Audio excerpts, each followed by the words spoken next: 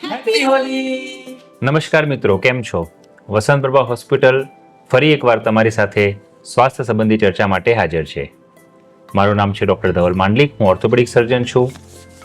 છે ડૉક્ટર કિસ્તી, તેઓ emergency and critical care specialist છે. ડૉક્ટર ચાર્મી, તેઓ આપણા ઓપ્થેલ્મિક સર્જન છે. હવે હોળી અને ધૂળેટીનો તહેવાર આવી રહ્યો છે. હોળી માટે આપણા વડીલોએ બધી જ રીતિ રિવાજો માટેની તૈયારી કરી રાખી હશે. તેમજ ધૂળેટી માટે આપણા યુવાનોએ યુથે રંગની પરચેસથી લઈને બધા જ પ્રકારની ધીંગામસ્તીની તૈયારી કરી રાખી હશે. પરંતુ આ રીતિ રિવાજો અને ધીંગામસ્તીની વચ્ચે ક્યાંક આપણી સ્વાસ્થ્ય સંબંધી ચર્ચા બાકી ના રહી જાય અને સ્વાસ્થ્ય સંબંધી કેર બાકી ના રહી જાય, એના માટે અમે આજે ચર્ચા કરીશું. હોળી અને ધૂળેટીના સમયે આપણે શું કેર રાખવી જોઈએ જેનાથી આપણો આ સારો તહેવાર ક્યાંક તકલીફવાળો ન બની જાય, એના માટે અમને થોડીક સલાહ સૂચન આપશો. બિલકુલ, થેન્ક યુ. સૌપ્રથમ હોળી એ આપણા માટે પૌરાણિક મહત્વતાનો તહેવાર છે. તો હોળિકા દહનની પ્રદક્ષિણાની વાત કરીએ તો આખી બાઈના કપડાં પહેરવા અને કોટન કપડાં મહત્વ છે પહેરવા. કોઈ પણ સિન્થેટિક કપડાં ન પહેરીને જવા. એનાથી તણખલો લાગીને આગ પ્રકટવાની શક્યતા વધી જાય છે થોડી. જ્યારે પણ તમે પ્રદક્ષિણા કરતા હો ત્યારે એક સેફ ડિસ્ટન્સ એટલે કે 6 થી 8 ફીટનું અંતર રાખવું તમારે પ્રદક્ષિણામાં, જેથી તણખલા ઉડીને તમને ના લાગે.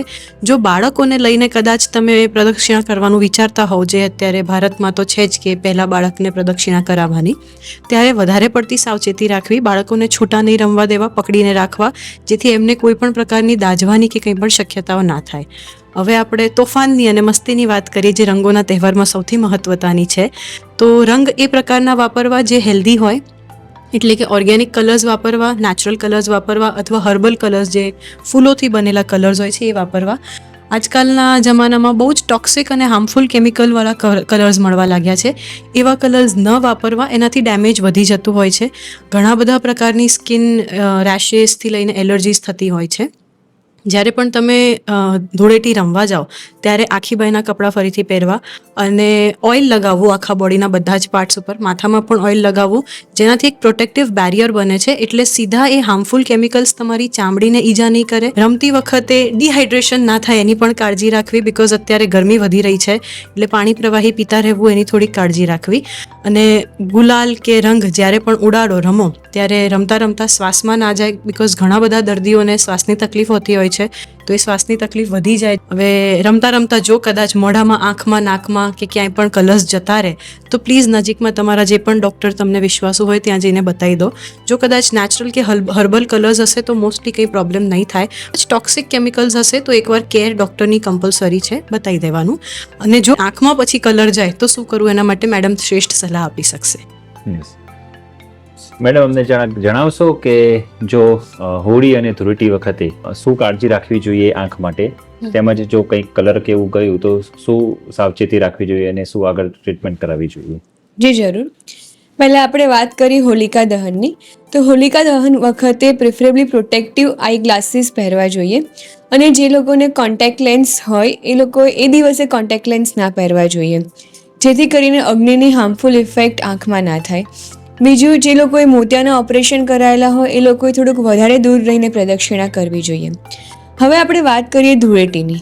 ધૂળેટીમાં જ્યારે આપણે રંગોથી રમીએ છીએ ત્યારે બને તો નેચરલ કલર્સ વાપરવા જોઈએ. કારણ કે જે અત્યારે જે કલર કેમિકલવાળા આવે છે એમાં ટોક્સિક કેમિકલ્સ હોય છે, જે કીકીને નુકસાન કરે છે. કીકીમાં ચેપ, અલ્સર બધું જ થવાની શક્યતા વધી જાય છે. જ્યારે તમે હોળી રમવા જાઓ ત્યારે વાળ બાંધીને જવું જોઈએ, કારણ કે ભીના વાળમાંથી જે કલરના કેમિકલ ટ્રિકલ થઈને આંખમાં પડે તો એ આંખને નુકસાન કરે છે. એ સિવાય આઈ ગ્લાસીસ પહેરીને ધૂળેટી રમવા જવું જોઈએ અને કોન્ટેક્ટ લેન્સ પહેરવા ના જોઈએ, કારણ કે કોન્ટેક્ટ લેન્સમાં જે કેમિકલ ટ્રેપ થઈ જાય છે એ કીકીને નુકસાન કરે છે. અલ્સર, ઇન્ફેક્શન બધું જ થવાની શક્યતાઓ ખૂબ વધી જાય છે. હવે કેમિકલવાળા રંગોથી રમ્યા પછી જો આંખમાં કલર જતો રહે તો શું કરવું એ જાણવું ખૂબ જ મહત્ત્વનું છે. આંખને ચોળવી કે મસળવી જોઈએ નહીં, કારણ કે જે કેમિકલ હોય છે તે કીકી સાથે રબ થાય છે અને કીકીને ઇન્ફેક્શન, અલ્સર કરી શકે છે.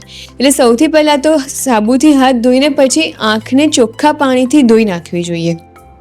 એ કર્યા પછી પણ જો આંખ લાલ રહે, ઇરિટેશન રહે તો કોઈ પણ જાતની જાતે દવા કર્યા વગર આઈ સર્જનને બતાવવું જોઈએ. વાળ જ્યારે તમે ધૂળેટી રમ્યા પછી વાળ ધોવા જઈએ છીએ ત્યારે આંખ બંધ કરીને વાળ ધોવા જોઈએ, જેથી કરીને જે કલર હોય એ આંખમાં જાય નહીં. અને એ સિવાય જ્યારે આજકાલની યુથ જે પાણી ભરેલા ફુગ્ગાથી રમે છે, એકબીજા ઉપર પાણી ભરેલા ફુગ્ગા નાખે છે, એ અવોઇડ કરવું જોઈએ. કારણ કે એ ફુગ્ગા આંખમાં જો વાગી જશે તો બ્લન્ટ ઇન્જરી આંખમાં થઈ શકે છે, પડદાને અને આંખને ખૂબ વધારે નુકસાન થવાની શક્યતા રહેલી છે. Thank you madam. તો આપણને મેડમે માહિતી આપી એમ જો આંખને બચાવવી હોય હોળી ધૂળેટી વખતે તો પ્રોટેક્ટિવ આઈ ગ્લાસીસ જે હોય છે એ ફરજિયાત પહેરવા જોઈએ, જેનાથી આપણે 90% જેટલી તકલીફથી બચી શકીએ છીએ. એ સિવાય હોળીની અંદર અને ધૂળેટીની અંદર શું કરવું શું ન કરવું એ આપણને બહુ સારી એવી માહિતી મળી ગઈ છે. આના સિવાય ઉમંગ મસ્તીમાં રમતા રમતા ક્યારેક કદાચ મિત્રોમાં વધારે ધમાલ થઈ ગઈ અને ઉટપટાંગ હરકત કરતા પડી ગયા, વાગ્યું, તો એવા સંજોગોમાં જો સોજો આવે તો ત્યાં માલિશ ન કરતા એને ઇમોબિલાઇઝ કરો અને તાત્કાલિક જ કોઈ ઓર્થોપેડિક સર્જનને બતાવી દેવું જોઈએ.